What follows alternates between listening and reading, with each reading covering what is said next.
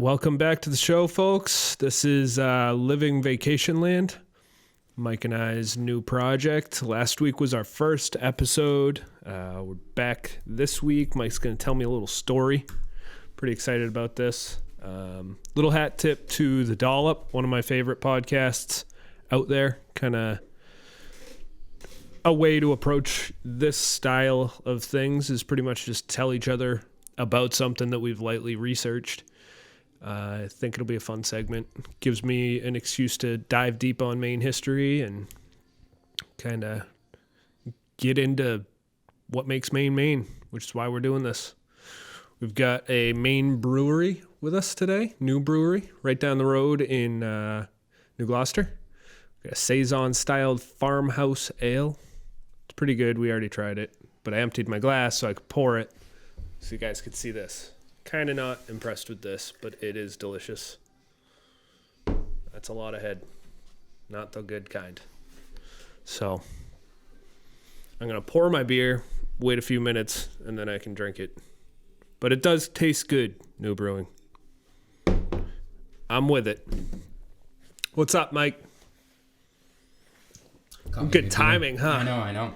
Yeah. The one thing I really appreciate about this beer, too, is they're doing 6-pack pounders. Right. Or pounder 6-packs? Yeah. How did that get started where we were just okay getting 4 16-ounce beers? Yeah, for the price of what used to be a 30-rack. Right. Yeah. I don't know. But, yeah, in this current climate, it's nice because I think these were $17, which I'm really okay paying for a 6-pack of pounders. And their 6-pack rings are like just a cardboard or like a pressed paper board.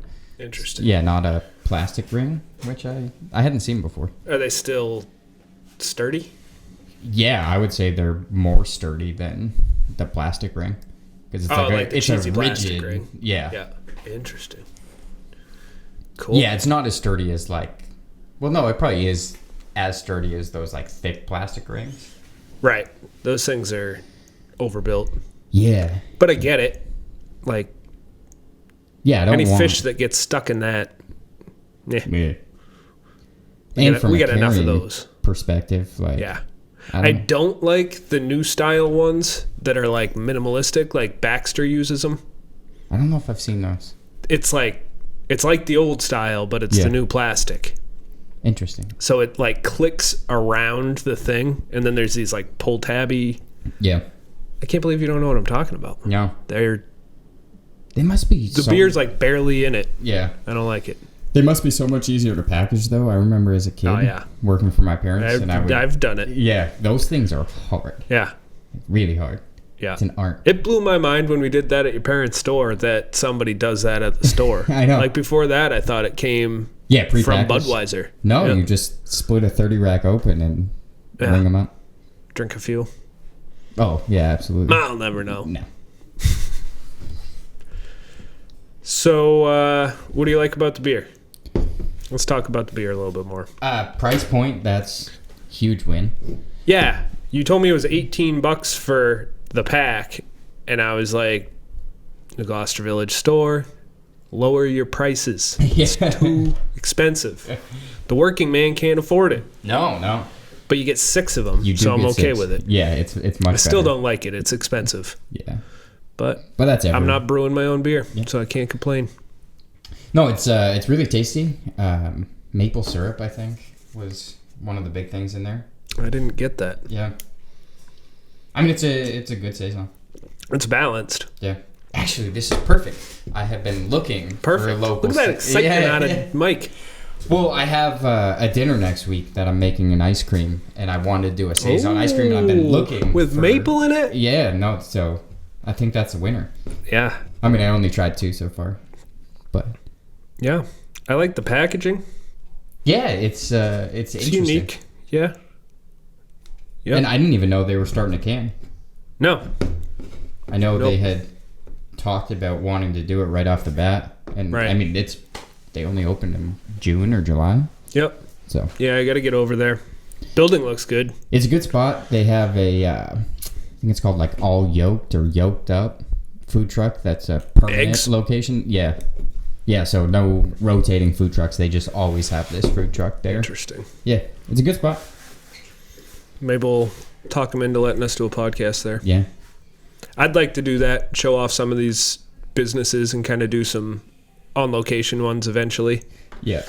Not right off the bat. I still don't even know what the fuck I'm doing with this mixing board. If anyone has some tips, all ears. Too many buttons for me to There's understand. a lot of buttons and dials, and I like just twisting them. Yeah. I don't really know what they do. There's one. Check this out, guys. Hopefully this is good content. They make it look so easy in like rap videos too. Yeah, well, rap, you're just... Yeah. They're doing what I like doing. They're twisting and... twisting down. They're doing all this. Oh, that's weird. Doing this. I found this the other day. Pretty fun. There's a bunch of other stuff on here. I'll probably play with it. All right, on to the show.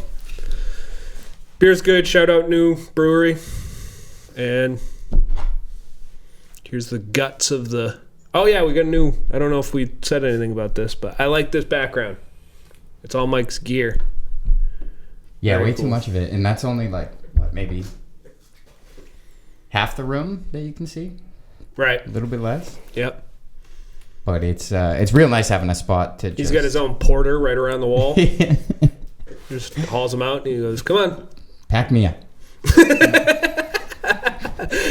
Pack my pack. Yeah. I'll see you in 10. Yeah.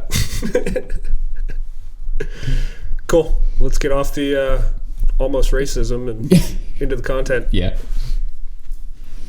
All right. So my task today was to pick a topic, research said topic, and now talk about said topic. So Jake has no idea what we're going to talk about. Hopefully he has some strong opinions. And I think for at least the segments that I do, I'm going to disagree with whatever Jake says until the end, where I'll actually give you my opinion on the topic. But Interesting. I think that Were you in debate club? I wasn't. That probably would have been fun though. I would have loved it. I Yeah. should have. You would have been a good debater. Just gonna leave that one as is. So we're gonna talk about Katahdin Woods Waters. So I'll just spew out some facts real quick for those that may not know what it is or not know everything about it. So Katahdin Woods Waters is a new 87,000 acre national monument designated by President Obama in 2016 as part of the 100th anniversary of the national parks. So it's located in northern Penobscot County, encompasses Forest Mountains in a section of the East Branch of the Penobscot River. So this was a passion project of Roxanne Quimby, the co-founder of Burt's Bees. Ooh. So she started purchasing land in 2001 and then finally announcing what her plans were about 10 years later, I think. So initially it was intended for a national park. This was changed after she quickly realized that it would require an act of Congress. It was then designated a national monument, which presidents are able to do under the Antiquities Act.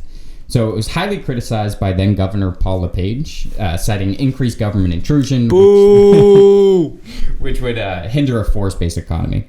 Now, I'm not sure if this is one of the reasons for the opposition, but just to give you some clarification, like federally managed lands are mandated to manage both recreation and for-profit industry, meaning they must coexist, where state-managed lands are the complete opposite. They are required to offer for-profit. So meaning forestry, drilling, etc. Any for-profit industry is always going to take precedence over recreation, unless recreation is making more money, which it's Never does. Yeah, not in those areas. So I get the opposition. Like forestry has always been a huge part of Maine's economy and continues to be. I think it's like $8 billion a year, or $1 in every $16 of our GDP is created by forest industry. They employ... Wait, what was that again? So they contribute $8 billion to Maine's GDP. So Gotcha. $1 in every $16 of Maine's GDP is from forest industries. Yeah. About 40,000 jobs. However, on the flip side, Maine is in the bottom 15 states for public lands. So Maine only has about... We got like none. Yeah, 5.5% roughly is either state or federally owned, which beats out New Jersey. Or sorry, no. Scrap that. New Jersey beats out Maine by 3 times. It's ridiculous. Which, if you've ever been to New Jersey, there's nothing to fucking protect there. Whoa. Have you been to Southern Jersey? A little bit. I'm skewed. Like, my job brings me to Mount Laurel, New Jersey, like right south of Philly. Is there a mountain? No. There's a mountain of industrial parks. That's it. Nice. And some good food, but... That's the thing. You go there, you do get good food. Yeah. Yeah, really good Asian food. I think there's a lot of stuff down south, though. Yeah, I've heard, like, Southern Jersey and... Like Cape May area. Yeah, it sounds right. There's really good surf down there, and I think they've got a lot of, like, migratory birdland. Yeah. Not to get you off your thing, but... Western New Jersey, I've heard, is really nice. Yeah. New Jersey gets a bad rap for outer New York. Yeah. Like, New York pretty much pushed its shit to Jersey. Yeah. They were like, all right, it's far enough.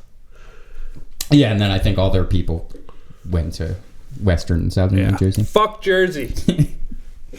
So, other thing about Maine forest industry, just to give a perspective, like, we only have roughly 5% of land that's public access. Out of those forests, the forestry industry owns 28% of Maine's forest. Like, a ton of forest is owned by the forestry industry. Right, and that's part of the misconception with the public lands thing, is a lot of the places that I'll end up bringing up on this show that are my favorite places are on forestry land. Like, they're not public, but you can do whatever the fuck you want on them. Like, absolutely. And, like, credit to the forestry industry, like, they maintain roads, bridges into these mountains that if it was federally protected, wouldn't get done. It wouldn't, just budget constraints. And if it was public land, if it was up to us to do it, it would never get done. Like, I come across some bridges and I'm like, why is somebody maintaining this? Yeah. Well, they're taking 20,000 acres of trees out just past that bridge. And even if they don't, like, if they're not actively logging those roads, there's a lot of agreements with that industry and, like, local land trusts that say, okay, we'll do it for the next, 5 years or 10 years. Well, and if you've been on the back roads out there, you can tell that if you don't somewhat maintain them, even when you're not using them, when you do need to use them, it's a whole different beast. Like, there's a lot of places that I've been where the Google Maps, like, even Google Earth says that there's a road there, like, looking at the satellite view, but the satellite hasn't been updated in 5 years, and that's not a road anymore, No, you give, like, 2 years of not maintaining them, and they're just, they're done. Yeah, especially when you're seeding the areas with trees. Yeah. Like, those seedlings just take over the road, and then there's no road anymore. But, like, even though they maintain them, the scary thing is, in 100 years, if that industry's dead, like, nothing stops them from just outloading that to developers. And not that that's true. A ton of developers maybe want wind power. Yeah, they took over a massive chunk of them up near my family's camp. Oh yeah. So there's nothing from stopping them from doing that. So Teresa Pierno, the president and chief executive of the National Parks Conservation Association, has said that Katahdin Woods Waters could be the last large national park, even though it's not a national park right now. Like, if that becomes a national park, that is probably going to be the last one in the country that we'll ever see. Really? Yeah. Which is, at least in it's our a lifetime, weird thing to think about. It's not weird that is a thing. It's weird to think, like, we're still making national parks, Well, there's, I think, 27 national monuments that have been turned into national parks. And I want to say somewhere of, like, upwards of 100 national monuments still out there. So, like, there still could be ones. And some of them have been bullshit push-throughs that don't make sense for the local people. I think that's part of why a lot of people were weary about doing this in Maine. Absolutely. So, like, it's crazy to think about because we don't like land anymore. So these are things that are either owned by a forestry industry or owned by some land trust. But what's wild on the flip side, like, we're still using more paper right now than ever before, which is why these industries are still there. Like, about half of the materials right now are used packaging, like I mean, you've gotten a package from Amazon. Amazon's making a lot of boxes. Yeah, it's a Russian doll of fucking boxes to get a pen. And you get, or you get this beer glass in a box this big, and you're like, thanks, Amazon. Yeah. So, I mean, these industries are not going anywhere, but like with her point of it possibly being the last big swath of land, like, it's hard. I understand the forestry industry, and I understand where these land trusts are coming from. It's, in my eyes, it was a great designation, but who knows? It's one of those things that if you're not in that boardroom having those conversations, it's really tough to really have an opinion that you can stand behind. Because then you talk to someone smarter than you that wasn't there, and you're like, oh, I didn't realize that part. Oh, that happens all the time. Like, I'll talk to Simon from the Maine Appalachian Trail Land Trust, and like he makes me think the complete opposite sometimes. Like I never even understood that point. Yeah. Like I never realized how much those land trusts work with forestry industries before, and like how closely they're aligned on most things. Yeah.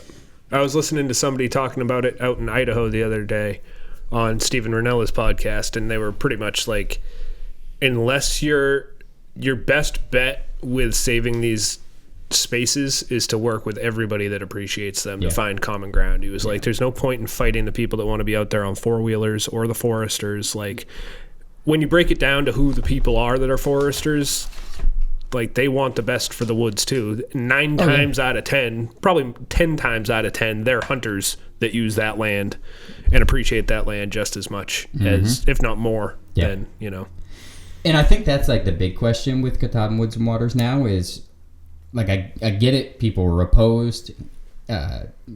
Trump is now looking at all national monument designations, which is another crazy thing. So he had tasked, I forget who it was, to look at all national monument designations to see, like, should we repeal these? Those were supposed to be for anything over 100,000 acres. But LePage, and what's this? 87,000. So it was supposed to be free and clear, but LePage had pushed to have this one looked at as well. Interesting. Yeah. Why was he against it?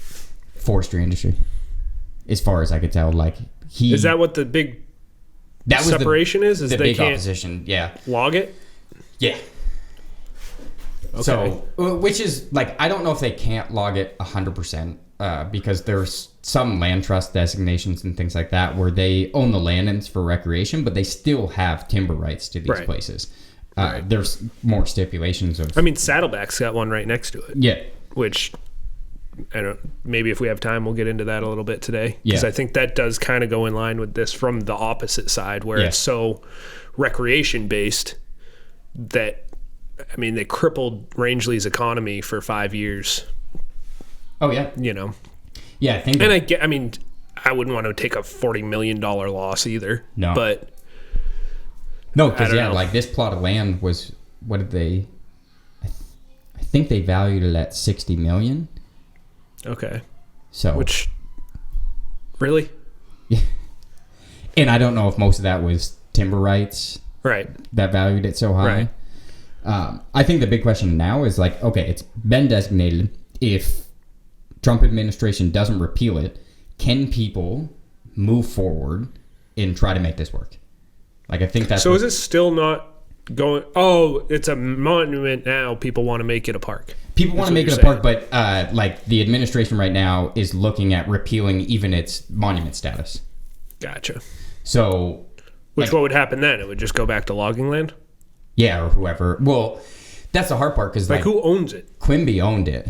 Gotcha. She had pieced it together. Are you done with your facts? Yeah. So I don't like that lady. Yeah, a lot of people. She played with Bert's emotions. Yeah, have you seen that documentary? Yeah, she fucked his company out of him. Yeah. Which, hat tip lady, but. Yeah. And I think that's like where my contention with this comes in is like, I love that area. I love it being protected. Didn't really like her. Yeah. Or any of the things leading up to it is what happens now. Right. Like, so there is a path to go to national park. That's what they want to do. Yeah.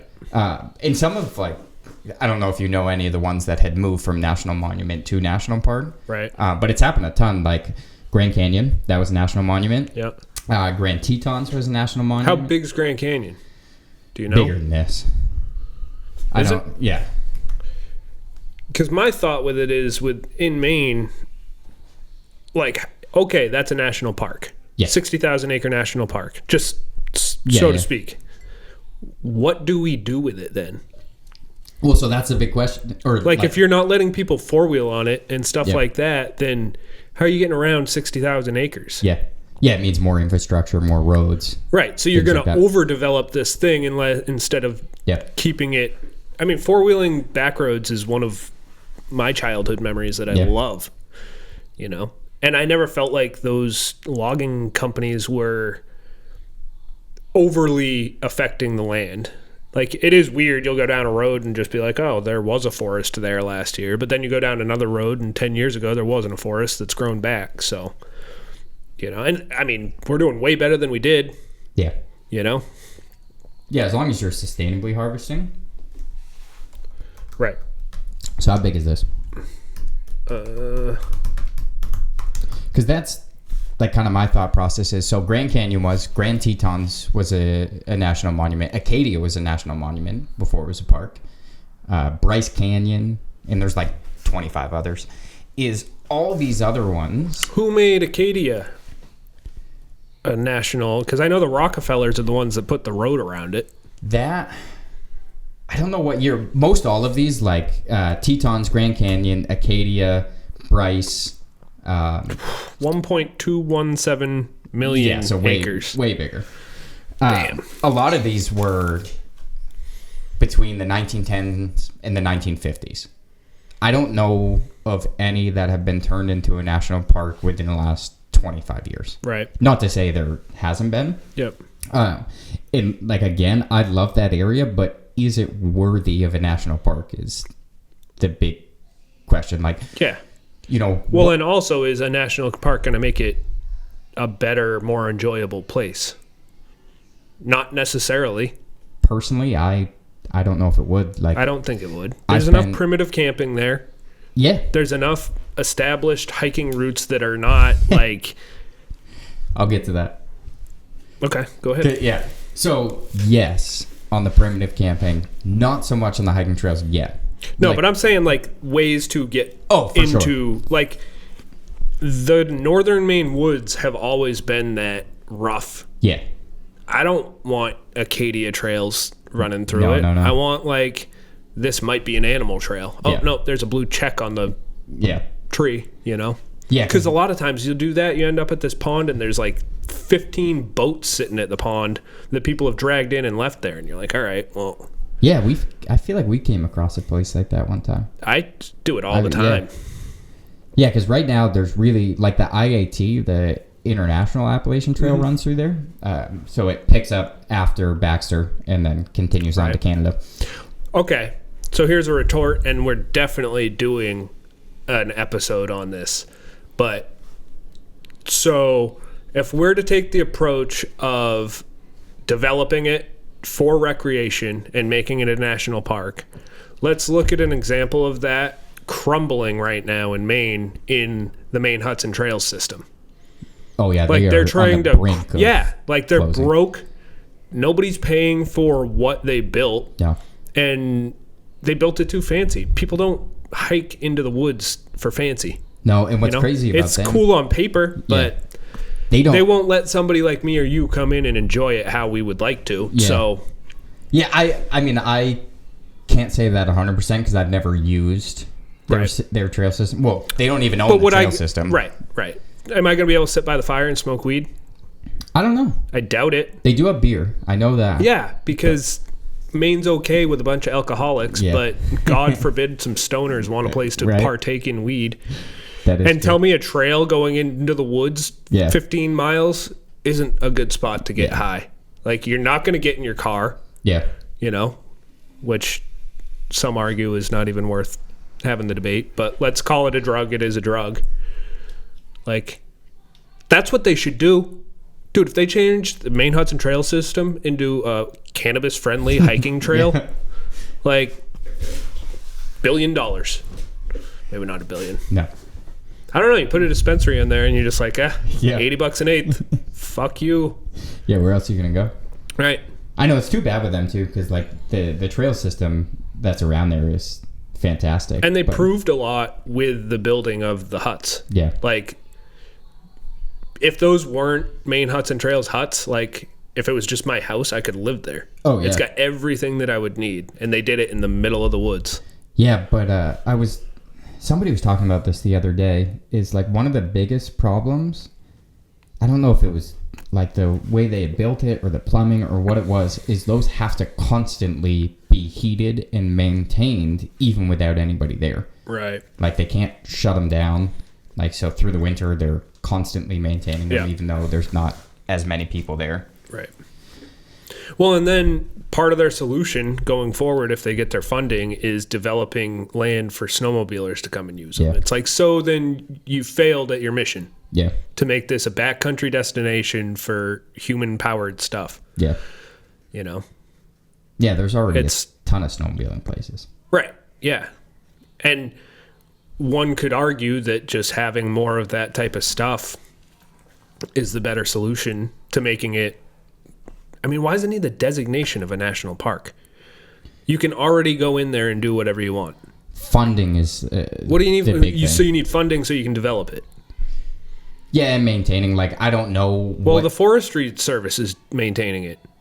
Well, as a national monument, I don't think they are anymore. That's what I mean. So you stripped the rights, or you took the power away from the logging companies to maintain it, and now you need funding to maintain it. Yeah. But they're only going to maintain for as long as they're pulling timber out. Like, once they're done pulling timber and that company goes out, then they'll just offload it to somebody else. Yeah, but they usually rotate within the same areas. Like, you're usually constantly working in the same area and just taking down different swaths. Yeah, for sure. But trees. I think it's more like, 50 years from now, 75 from year, 100 years from now. Like, if that industry folds, then what happens? Like, if it gets a national park designation, or even if it stays as a monument. So we're making drastic changes on ifs? It's maybe.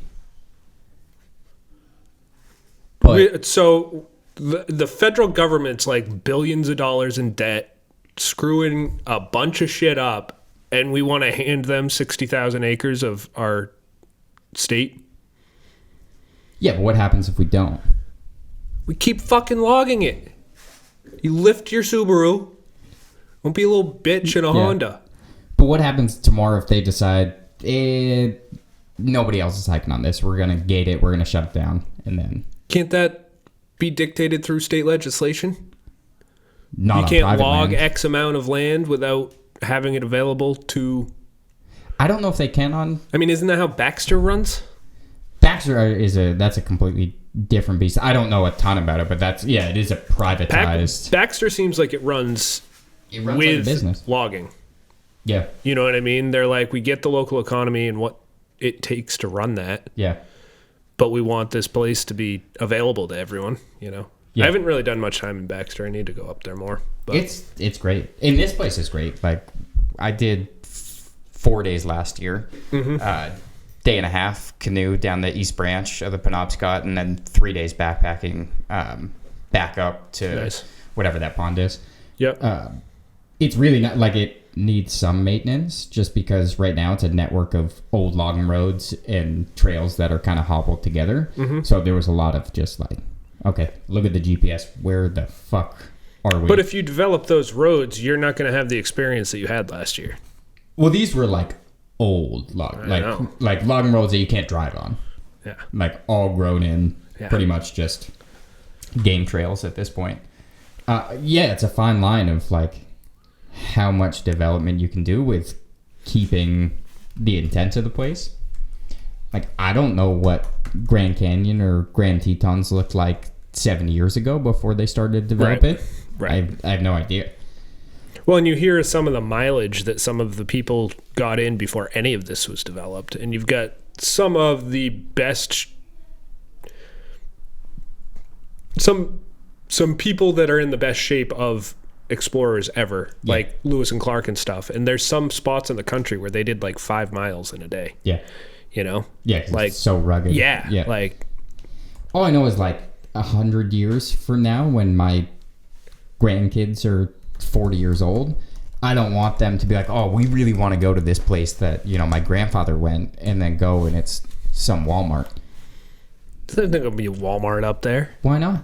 Because there's no people. No people now. You think a bunch of people are going to move up there and make towns? In 100 and say, let's say, for argument's sake, 200 years.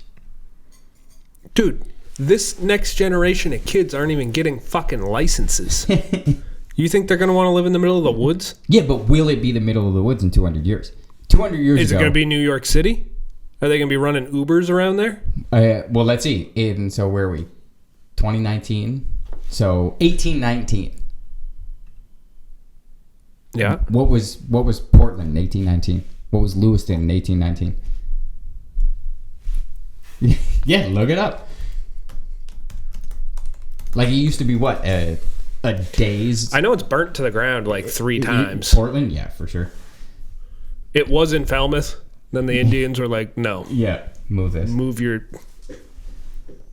You know, there was a time not too long ago where, you know, there wasn't people, where there's a ton of people now. What? Formed in convention at Portland, 29th of October, 1819. Look at that. So Maine was becoming a state. So perfect. I mean, that's it being formed. It was already here. Oh, yeah. It was. But, I mean, my parents' house was built in the 1780s. So there was definitely people, but... That's wild. So, like, that's the thing, like, the battle that, you know, you try... Well, not even going to say try to fight, because I had no hand in fighting that battle, but it's... So many people are looking at, okay, industry right now, 10 years from now, 20 years from now. And I think what a lot of these destinations are trying to do is protect these for a lot longer. Like, what was infrastructure like in the 1910s, 1920s when a lot of these national parks were getting designated? Well, a lot of these backcountry places are fine. Our parents didn't see them the way we see them. Like, there was a point where we just clear cut. I mean, Ken Burns has great documentaries about it. His documentary on the Dust Bowl and what we were doing back then, like, we were just cutting shit down.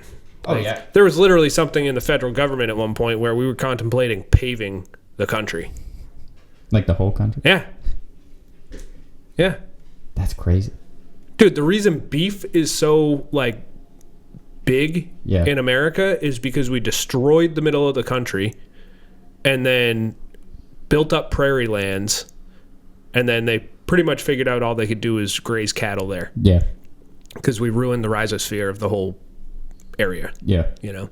So we're already on this, like, rebound journey. Yeah. I think this is just an impasse of how do we do that next step of rebound. Yeah. You know, the forests are back to relative okayness. I don't know the right word for that. Yeah. And I mean, in reality, forest doesn't take a crazy amount of time in the grand scheme of things. No. I mean, realistically, the Earth is okay. Everybody's got this issue with climate change and all that, and the biggest thing that climate change will affect is the human race. It's not going to affect the Earth. The Earth rolls with punches better than anything we can even fathom. Oh, yeah. You know?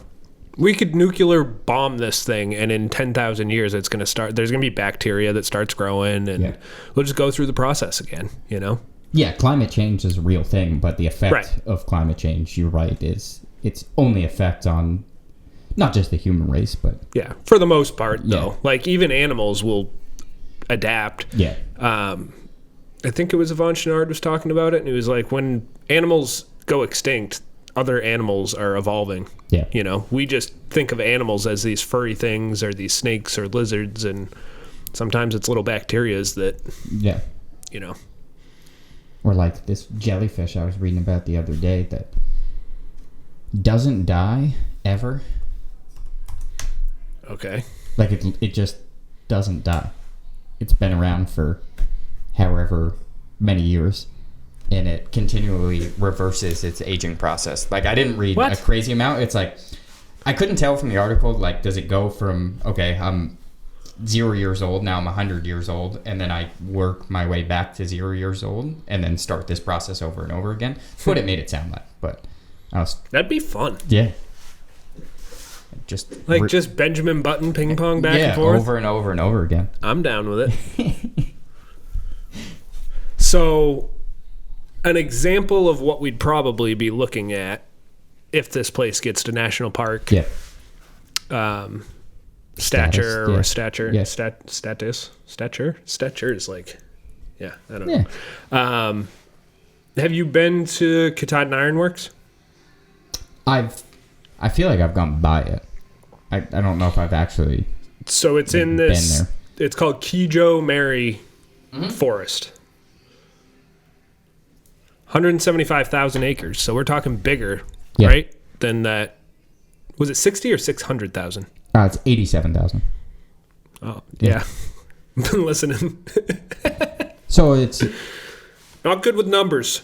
Yeah, about half the size of this. Right. I mean, I have a ton of fun in this place. Yeah. But it's developed. Yeah. You know, it's like a town maintained dirt road versus a forestry road, you know. And you got to check into it and check out of it. You know, you go through a checkpoint when you go in at Katahdin Ironworks, and I drove through to Greenville. Yeah. And you have to check out on the other side. Like with somebody actually attending it, or just... there's a bunch of different like cabins at all of the entrance exit points. Yeah.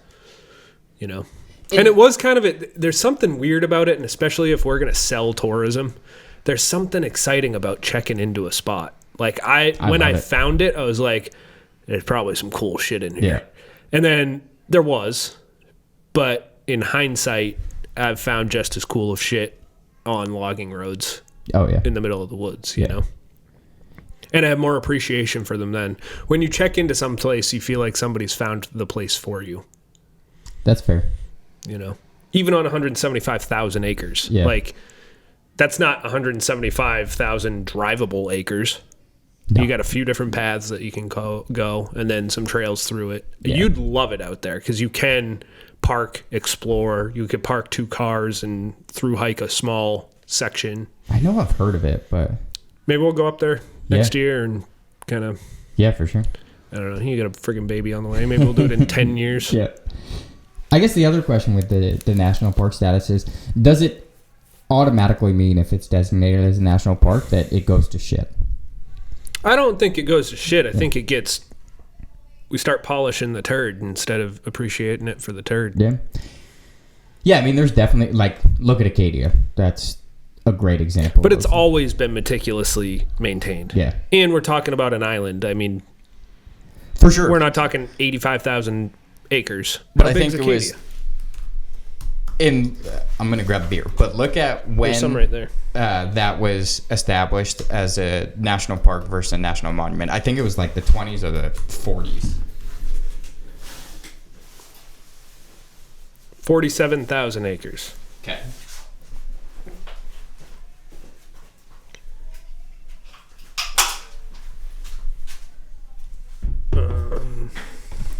So it's 47,000 acres. And what would you want to know? When it was designated as a national park versus a national monument.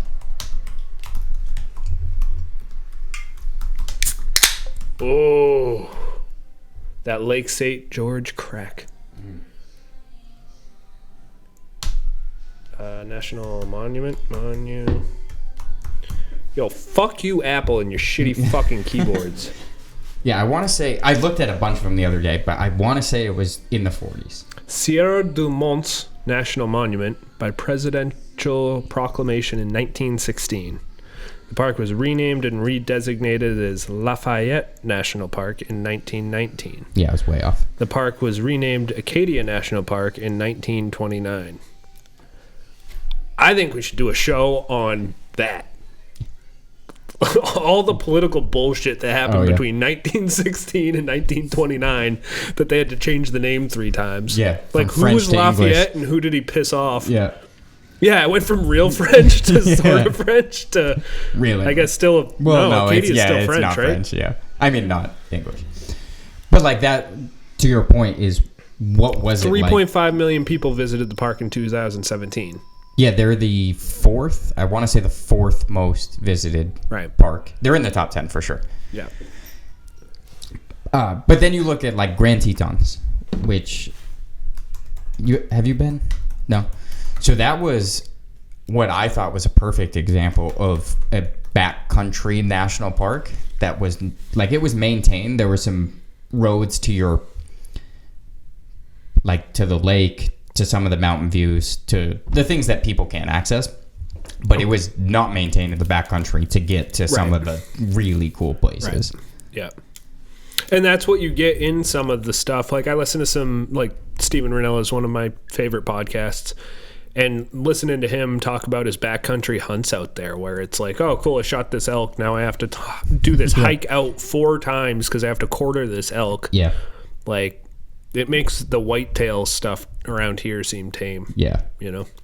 And I'm not a hunter. I appreciate hunting. I'm hoping to get into it in my life, but just something to compare. Katahdin sees 30,000 people a year. 30,000. 30,000. That's what this says. Approximately 30,000 people visit the monument from 45 states and 9 countries. And Acadia was 3.5 million. 9 countries. Yeah, that's not many. This could be skewed. And Acadia was 3.5 million. Yeah. Yeah. Yeah. And the other thing, like with the national parks, is can they even put any more in their plate right now? Right. Like, have you seen some of the things that they're looking at changing with national parks? Probably, but I don't know what you're... So they're looking at fully privatizing. So they're already like semi-private companies that manage these parks, but they're looking at fully privatizing.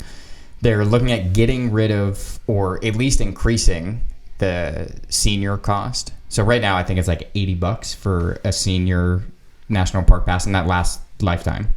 But they're looking at increasing that. They're looking at not allowing seniors for certain peak seasons. They're looking at Amazon deliveries you can come during foliage season. Yeah. Yeah, get the fuck out. We don't need you here when it's slippery. Mud season, stay out. Yeah. I mean, that might be smart, but Amazon deliveries is one of the biggest things they're looking at in national parks right now.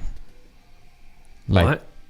Campsite Amazon deliveries within national parks. I don't like that. No. Increased Wi-Fi. That's inevitable. That is. Yeah. Like, I went to Yellowstone 8 years ago. You know how much it sucks when you can't Instagram from the spot? Right? You know? It's terrible. I need to go live from Cathedral's Ledge. Yeah. Yeah, they had no service within that entire park. So, I mean, that's a change that's going to happen. But come on, fucking Amazon deliveries? Yeah, that's a little fucky. Like, I feel like they're just scrounging to find money to support these places. So, do we need another one? Like, I want, like, it would be nice to have something that... I don't get why it is needed. The big thing is to protect the land forever. From who? From other Mainers? No, from a private company coming in, buying it, and doing something. Like what? Like a development company. Like, I get right now, nobody wants to develop... Nobody will even buy Saddleback. Yeah. I mean, somebody is in the process of it right now, but... But that's right now. It's the foresight of 100 years from now. Like, I'm sure when some of these national parks were designated 100 years ago, people were like, well, yeah, nobody wants to build there. And now there's infrastructure butted up right against some of these. But you may be able to argue that the reason that they're butted up right next to it is because it's there. Mm-hmm. It's a fair point. I don't know how I think. I'm not like anti it becoming... I don't like Roxanne Quimby. Yeah. I think Bert was a gentle soul. He was. And she took advantage of it. I think her hands are out of it now. Like, now that she's... Yeah, now that she's gotten her way. Still, I think, pledged another $20 million in funding from her company. Bert's money. Yeah. But I don't... I know, like the jury's Who's still that out other for- guy? Who's the like number one landowner in Maine? He's quiet. He doesn't talk. I don't know. You know who I'm talking about? I've heard he sucks to be in a business meeting with. Like he's just so intense of a Yeah. presence. You know what's another crazy thing with landowners? And he doesn't touch his land. Yeah. He buys it and lets people do what? Irving Woodland. No. John Malone. I don't think I've heard of him. What? He's a Colorado billionaire who purchased more than 1 million acres of commercial timberland in Maine and New Hampshire earlier this year, has officially been crowned the nation's largest private landowner. How do you not know this? I know, that's really... This podcast is done. Yeah. You need to go do your research. And he's probably never even been here. No, I think he's been invested in Maine for Has a he? while. Because like, He's probably one of those people that takes a private jet into his private place and everything's already there. Yeah. And he doesn't go out. because there was a guy that I just heard about. I probably just made that. He's probably Yeah, like he's on probably the AT fine. right now, Yeah. like, hey, partner. I was up in Reddington Forest not long ago, so like not far from Saddleback, Sugarloaf, that Right. area where the Navy base is. Mm-hmm. And there's a swath of land there. I forget how big it is. I want to say 10,000 acres, but it could be bigger or smaller. But it is a British guy that owns it, and I guess there's a few of them around there that they just purchase the land and they never come. Right. They sell the timber rights, and Yeah. that's it. What's wrong with that? I don't know. I trust that model more than the federal government to maintain roads. Yeah. Yes. But there's But what, motherfucker? so I think the hard thing for people to understand is yes for right now, but when this guy dies and his jackass rich kid gets his will in this 10,000 acres, there's nothing that stops him. Show me an example of that happening in America. of somebody getting land and Yeah. then probably every big fucking development around. Not that desolate, though. Yeah, but Like sure, Lewiston. Somebody's gonna if I had $1 billion and inherited Lewiston, I'd be like, all right, yeah, but like New Jersey, for example. fuck New Jersey. Yeah. What do you think Fort Lee, right outside of New York, was like 200 years ago? Like people would have It's said right that outside was of New York. New That's my York was example. yeah. New York wasn't what? What? New York's always been. 300 years ago? The Mayflower came over here, and there then was a settled bunch of New York. Italians, and they were like, Let's go sling pizza. yeah. But like that's the hard part to understand. It's like, oh, and that's the battle. Is I completely understand the timber industry right now. Like, it makes sense in this moment. The hard thing is what's going to happen in 150 years. Like, if it's not federally regulated. That was a hard word to say. What if Putin really takes over our government? Yeah, And then he owns then Katahdin. we'll lose everything. Except horse. I don't like pastures. it being in the Fed's hands. That's Why? my... Name me one thing that the federal government's responsible for right now that they're doing good at. Like in the outdoor industry, Yeah. or just Dead air is not really good on this while you're thinking about all that. like outdoor industries, or just any industry Anything, that dude. they. Why are we giving them more responsibility? That goes directly against what this whole country was founded for. To give the federal government the rights to manage it. Land of all things. How else does these spaces get protected though? Is the What are we protecting them against? private industry Future, like maybe. What are we going to put an Amazon shipping factory up there? you never know. Like you kayak, you hike, you camp. Yeah. What if there's no place to do that? Because it's all private land that either doesn't allow it or is so developed that you don't want to go camp Trespass. at somebody's backyard. Oh, I trespass. Well, I know you do. But like that's the Allegedly.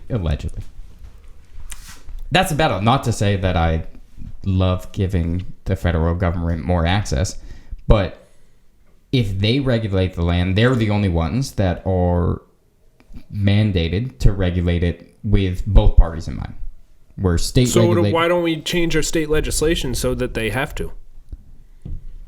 I mean, you can try. It seems easier than federal shit. Yeah. Poking a whole lot of holes in this monument bullshit. But you've never even been there. Fuck This is why you don't care. No, I want to go there. Yeah. No, it's a great place. And I'm not saying anything for or against it. It's just... I can hear you pour that beer. Yeah. What other avenues do we have to protect those lands? Like, do you really trust it more in private development hands? I mean, if it could start with a coalition for logging. So in some way, Maine owns the rights of the timber export. Not to say that private companies don't get the profit of it, but how you are maintaining your logging land. Like, if you classify your land above X amount of acres as logging land, then the state has a say on how you use that land.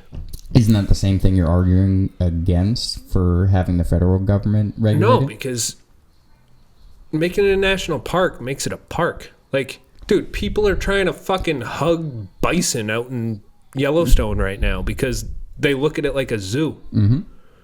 I don't want that for Maine. I like that some people are afraid of going to certain chunks of Maine. Yeah. Like, you know how humbling it is to have your car skip timing in the middle of friggin' the woods and be like, okay, it's one of those journeys now. Yeah. You know?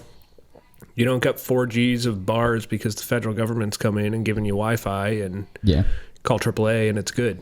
So, are you against a monument then?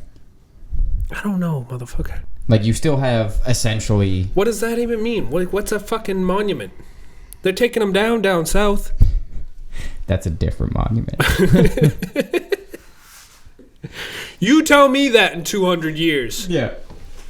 So, and I don't know the nuances with it, but I'm pretty sure most of it comes down to funding. Like, the monument still protects the land. So, we still have access to the land. You looking up the differences? I just want to know what the, like... Oh, while you look that up, did you know, I found this out not long ago. So, look at a map of the state of Maine, and almost in every town, especially if you look at a map like 100 years ago, you're going to see a public swath of land. I can't say... for grazing rates? Not grazing, I think there was that too. Well, sorry, it was the same thing. It was, I want to say, 500 acres, 1,000 acres, but it was like true public land. Yeah. Like, it was designated by each town where the land's going to be, and that was town access. So I think you're right. You could graze your cattle. You could do essentially whatever. Right. I don't think you So the guy that was living downtown in a shack right next to a shack could still raise... Yeah, I don't think you could build infrastructure or anything like that. And then I think it was the state, or it could have been the federal government, that slowly started to just take those away. Like, not on purpose. Like, they were getting sold off. People didn't know about it. And now they're slowly trying to put those back again. I don't know all the facts about this. Yeah. They're like here's your 5 acres. Yeah, they're having to designate it from, like, other towns within the same county. Gotcha. Like, okay, Falmouth or Portland doesn't have enough space, so we'll move this to New Gloucester. Right. And then what does that do to New Gloucester's economy? I don't know. Mean? Not saying that it's a bad thing to do, but it could be. I don't know. Again, that's one of those things that you'd have to sit with the facts. Yeah. But so what'd you find? So the primary difference between national park or national monuments and other kinds of sites, such as a national historic site, national battlefield, national seashores, and national parks, is the way they are established. Congress can create any kind of national park site by passing legislation designating the specified park. U.S. presidents can only create national monuments by using the authority granted to them by Congress in the Antiquities Act of 1906. Yeah. Give me your numbers. It's the only thing I can remember. Thus, national monuments are usually, but not always, created by the executive branch rather than the legislative branch of the government. Sometimes the presidents will set land aside as national monuments, and Congress will later amend the monument, changing its designation to a different kind of national park site. Theodore Roosevelt established the Grand Canyon as a national monument in 1908, for example, and Congress later redesignated the site as a national park. So we're just going off of what happened with the... That's the theory. Yeah, but of I guess the chronological order of this thing. I guess my main question is why not leave it as a national monument? Like what? I know there's some funding that. If our biggest export is timber and they can't log there, is that,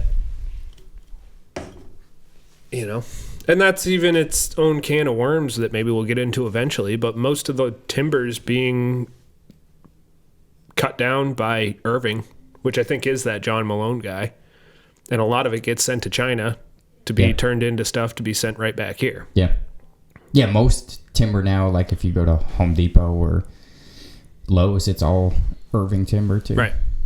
Yeah, and there's something to be said for that. And doesn't that get cut and processed in Canada and then shipped? A lot of it does, yeah. So does Pineland beef. Aristocani, yeah. No, it goes to Canada, doesn't it? I can't say 100% that some of it doesn't. I know a lot of it goes to the county because Casey used to truck for a farm that sold their beef to Pineland, raised their beef for Pineland. And so that was the processing facility there, or were they bringing them to the county to then cross the border? Because I doubt you can just drive a herd of cattle across. Yeah, no, it was like processed in Aroostook County. So from what he said, again, I don't know how accurate this was, but essentially it's touted as grass-fed beef, which it is at the farms here. Right. And then grain finished. Yeah, grain finished. Which does make a better beef. Yeah. But I don't know how much they publicize the fact that it's... Right. They go to a feed farm before they're slaughtered and then sent back down. I'm curious if that's what it is they go up to Aroostook County to go to the feed farm, and then when they're ready to be slaughtered, cross the border. Let's look into that one. I'd be surprised if they just let them...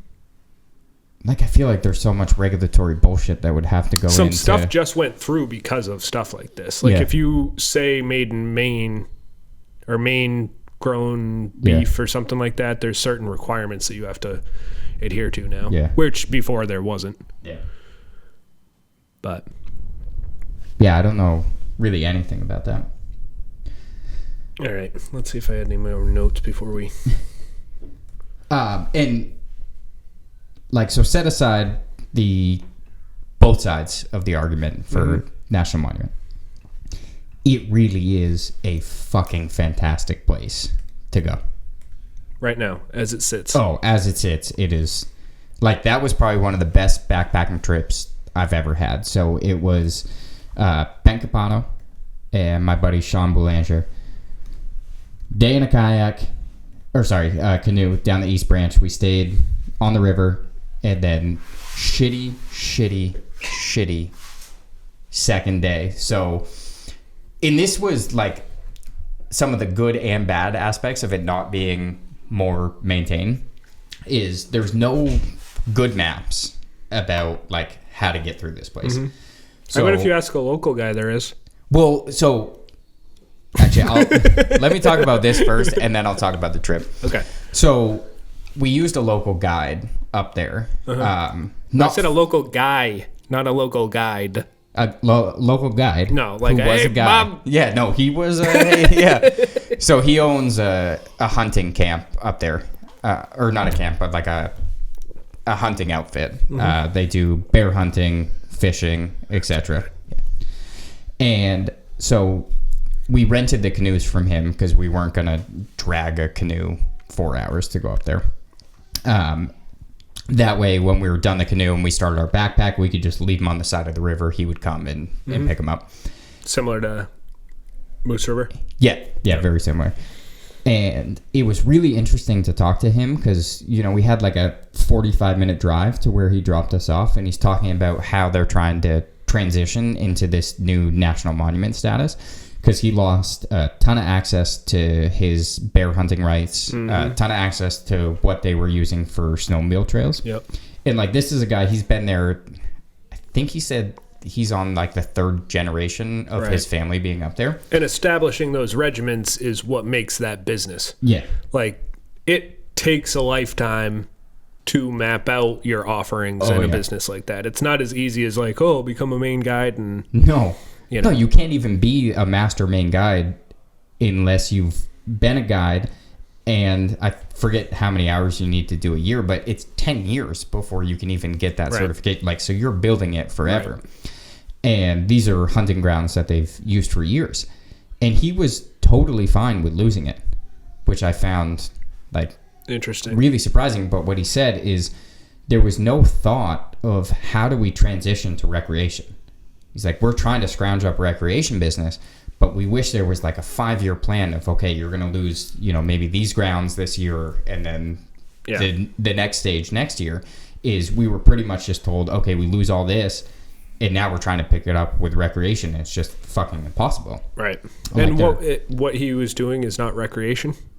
You know what I mean? There is thriving recreation businesses up there, which granted, I'm sure he would benefit from well-maintained roads, established trail systems, all of that type of stuff. But in the other, he's working with the federal government to get it done. He's not working with people in Augusta. Right.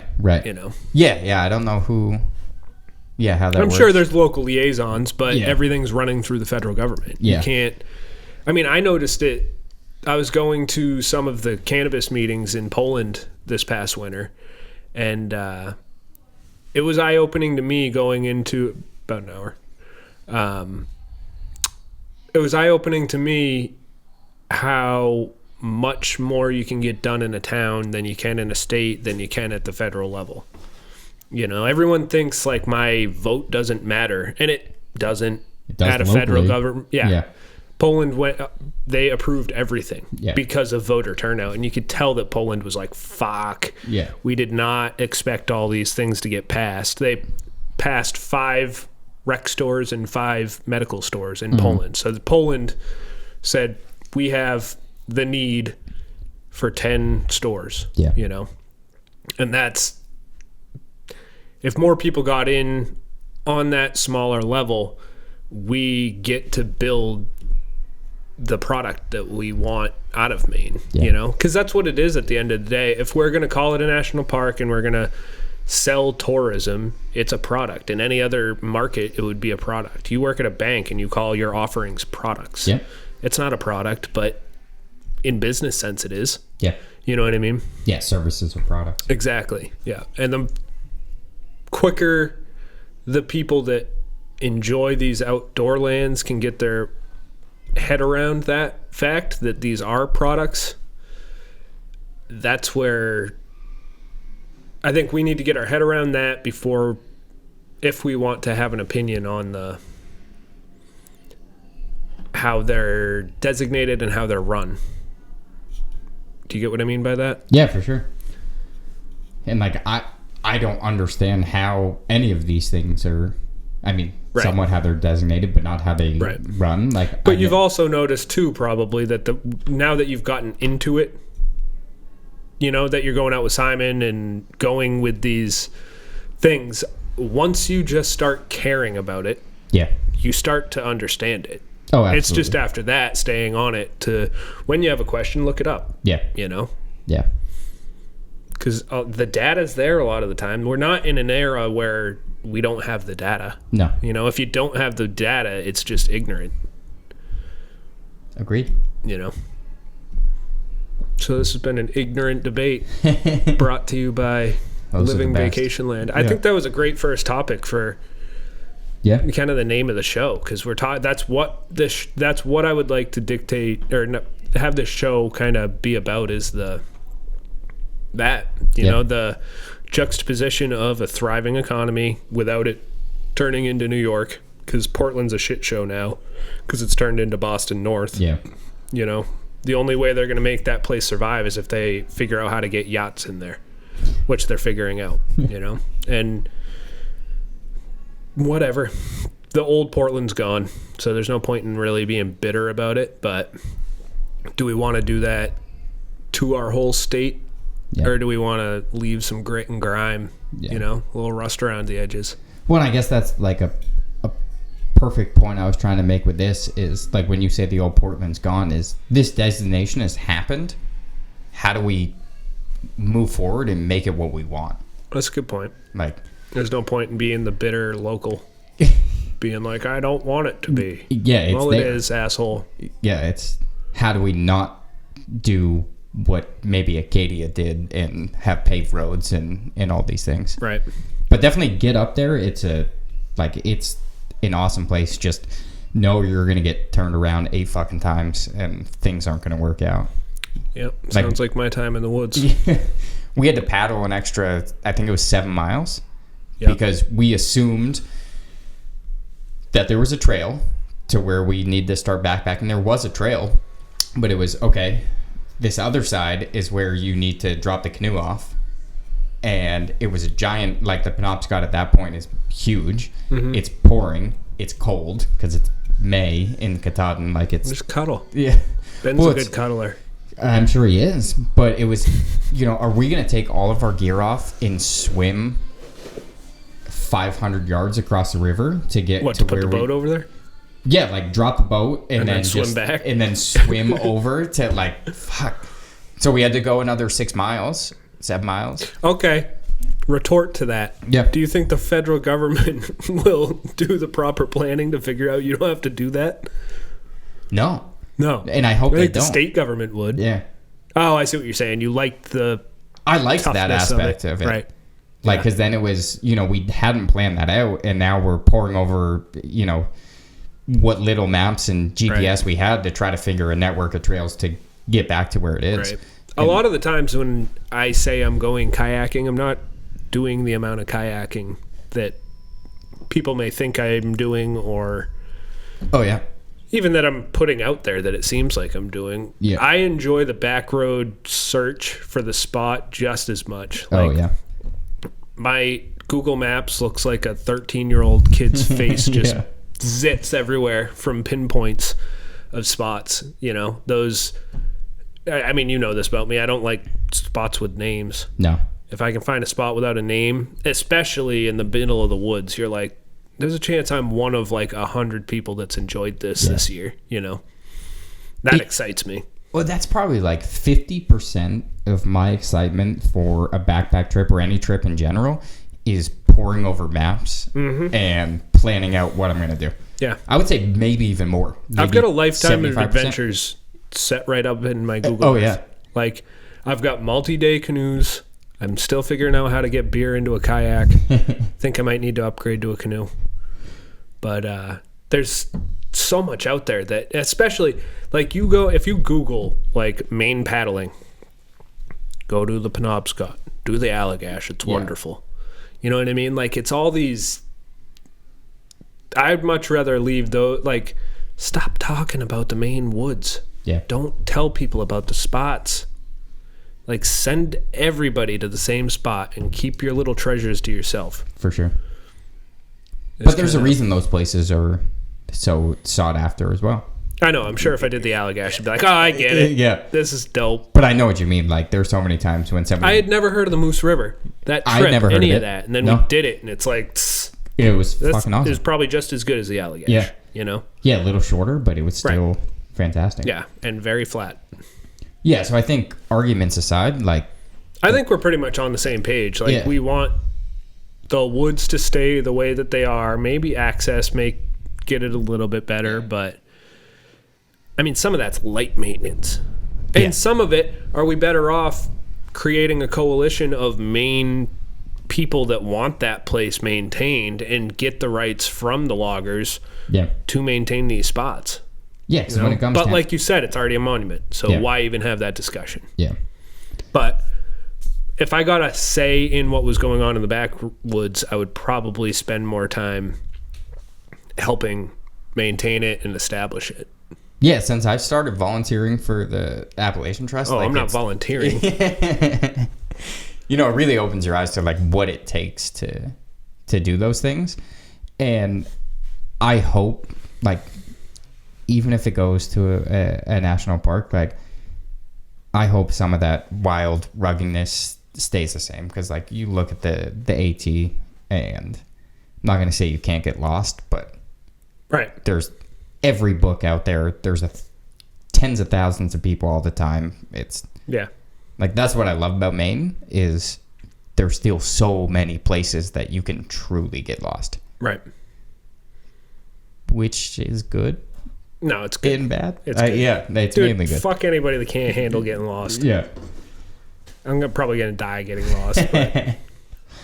So next week, this will be a solo podcast? Yeah. Mike will have a Subaru and a Honda. Yeah. Treat her well. Cool. I think that's about it. Yeah. We hit all my notes. Any concluding thoughts on this fine topic? I like it. That was a good topic. Yeah, no, I'm happy the way it went. The only conclusion I would have is Wu-Tang Clan ain't nothing to fuck with. Yeah. Is really go there. Like, it is just one of the most beautiful. But like, Katahdin is, I'm not gonna say overrated because like, Katahdin is fucking fantastic.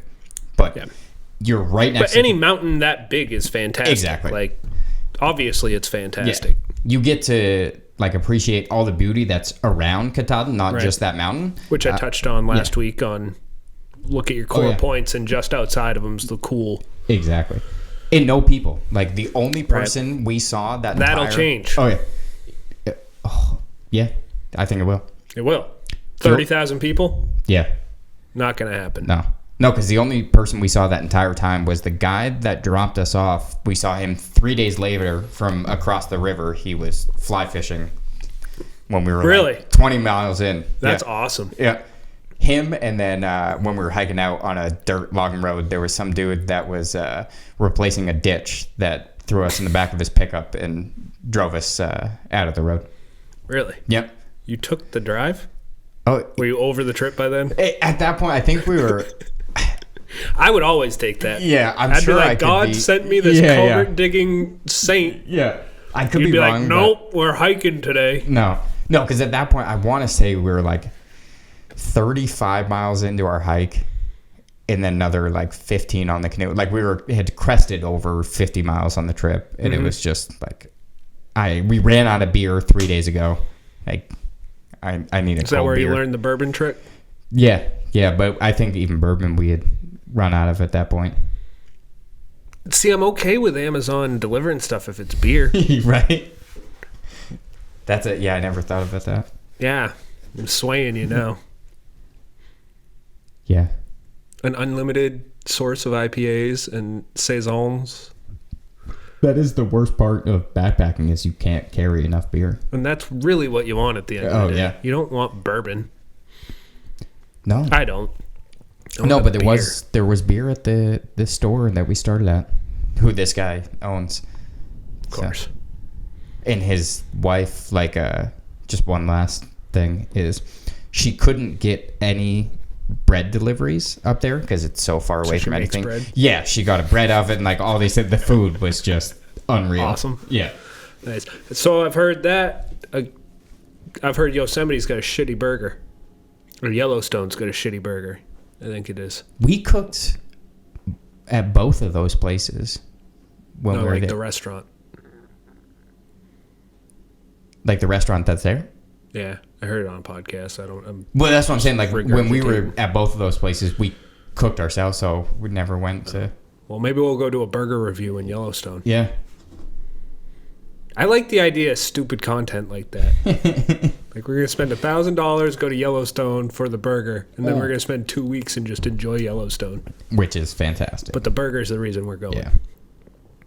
I want burgers now. Yeah, same. All right. I hope you guys liked this one. I did. I think that was a good argument. It was a good topic. You know? Discussion. Brink of argument. But, you guys have anything you want to add to that? Give us some info. You know, I know I've got some friends on Instagram that are up in that area and kind of in that line of business. So avotumnetwork@gmail.com, or you can drop me a DM. Would like to, if you guys have any questions for us or anything that you want us to go over, I'd like to get fellow Mainers involved in the topics of all of this, and kind of, I don't know, I want to start some discussion within the state of stuff like this. I think this was a perfect way for Mike to stoke my brain in that direction. So Mike gets it. He gets what I'm doing here. And sponsor us. LL Bean, I'll stop talking shit. I will stop talking shit. But if you don't sponsor us, I'm going to talk so much shit. Or anyone that wants to compete with LL Bean, I'll take your money. Our gloves. Really, I'd just take gloves. Because LL Bean doesn't. They probably have gloves right now. Maybe. I bet they have a full selection of gloves. They didn't right 2 now. years ago. Yeah, but you went in February. True. November, they have a lot of gloves. Fuck you, LL Bean. Sponsor us. We're out. See ya.